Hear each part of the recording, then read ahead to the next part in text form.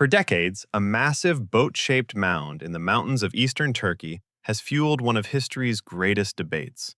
While many dismissed it as a mere geological fluke, a team of researchers recently gained access to perform advanced 3D scans and excavations, and what they found beneath the surface has officially reignited the investigation. This isn't just about ancient folklore. According to recent data, there are structural anomalies buried deep within the Earth that don't align with natural rock formations.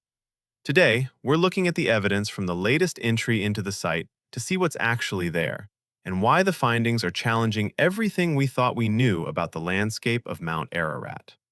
To understand the significance of the latest entry, we have to look at the site itself, the Darupanar Formation. At exactly 515 feet long, it matches the dimensions of the legendary vessel described in ancient texts. But for years, skeptics argued it was simply a syncline, a natural fold in the Earth. However, researchers from 3 different universities recently completed a multi-year project using 3D ground-penetrating radar. Unlike previous surface-level observations, these scans reportedly revealed parallel lines and right angles beneath the soil. In nature, perfect right angles are incredibly rare. This leads to the first major question. Is it possible that a natural formation is hiding an artificial core? To get to the bottom of this, the team didn't just look at the shapes, they looked at the chemistry. For the first time in years, the Turkish government granted a permit for deep-layer soil extraction. This wasn't just scraping the surface. This was reaching into the very belly of the anomaly to see if the Earth itself could tell a story that the eyes could not.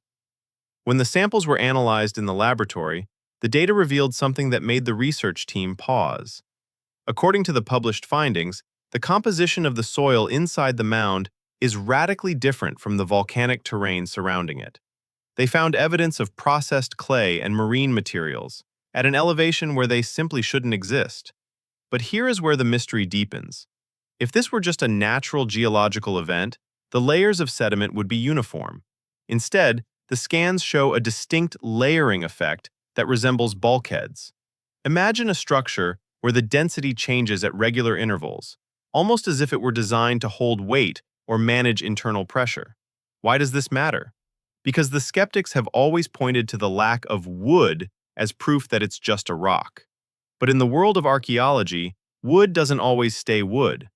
Through a process called permineralization, organic matter can be replaced by minerals over thousands of years, turning a ship into a stone monument.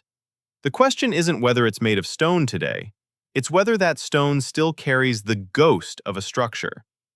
As the team processed the 3D imagery, they identified what appear to be 3 distinct levels within the formation.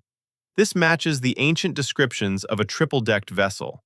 While this could be a coincidental alignment of rock strata, the mathematical precision of the spacing between these levels is reportedly difficult to explain through standard erosion patterns. The researchers are now focusing on a specific area near the stern of the formation. In this section, the radar detected a high concentration of metallic signatures.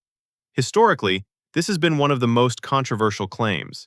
If these are indeed iron rivets or reinforcements, it would suggest a level of metallurgy that challenges our current timeline of ancient history. However, we must look at the counter-arguments. Geologists suggest these metallic hits could be limonite or magnetite, which are naturally occurring minerals in volcanic regions. But the researchers counter that these minerals aren't scattered randomly. They appear to follow a grid-like pattern. If nature created a perfect grid of iron-rich minerals inside a boat-shaped rock, it would be a geological miracle in its own right. As the investigation enters its most critical phase, the team has begun looking at the petrification factor more closely. When an object is buried in an environment rich in minerals and water, the organic cells are slowly replaced by silicate or calcium carbonate. This means the object literally becomes the rock that surrounds it. If you were to walk inside such a structure, you wouldn't see wooden planks. You would see stone walls that maintain the original shape of the planks. This explains why previous excavations failed to find wood in the traditional sense. Yet the radar continues to hit hard, symmetrical obstacles that don't fit the surrounding volcanic basalt.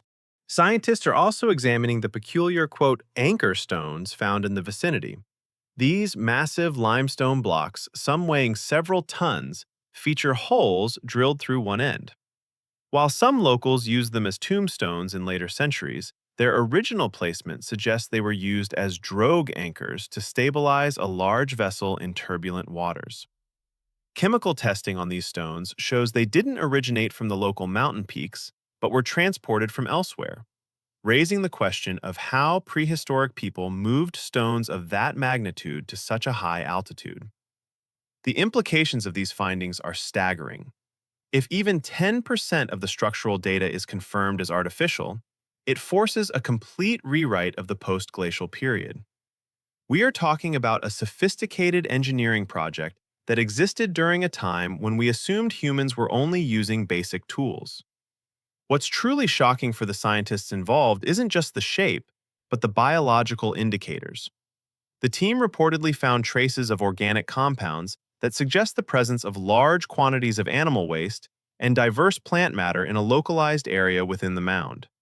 In a natural rock formation, you might find fossils, but you don't typically find pockets of concentrated organic refuse from thousands of years ago. Furthermore, the team noticed that the site itself seems to have been protected by a massive mudflow. Instead of destroying the structure, the mud may have acted as a preservative, encasing it in a vacuum-sealed tomb that shielded it from the oxygen and bacteria that usually cause decay.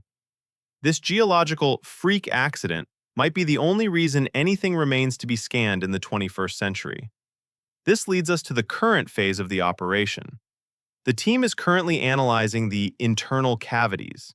Using advanced sonic technology, they are trying to map the voids without causing a collapse. These cavities are shielded by thick layers of limestone and basalt, which has protected them from the elements for millennia. Inside these voids, the radar has picked up anomalous shapes that appear to be stacked or partitioned, almost like rooms or storage compartments. As we wait for the final core drilling results, the tension between the archaeological community and the geological community has reached an all-time high. One side sees the ultimate proof of an ancient tradition. The other sees a fascinating but natural formation. But both agree on one thing. The Darupanar site is not a normal mountain. The sheer volume of coincidences, from the dimensions to the marine soil, the metal grid, and the internal partitions, has reached a statistical threshold that makes it impossible to ignore. Every time a new sensor is run over the mound, the narrative shifts slightly further away from "it's just a hill" and closer to "it's a mystery we can't explain with current science." For the first time, we aren't just looking at the surface, we are looking at the soul of the mountain. The discovery of marine life and seafood residues at 7,000 feet is just the beginning of this mystery. If a flood of that magnitude truly happened, it wouldn't just leave a boat behind. It would have reshaped the entire Mesopotamian valley and influenced every civilization that followed. It would mean that the cradle of civilization was actually a rebirth of civilization following a global catastrophe. This raises a new question.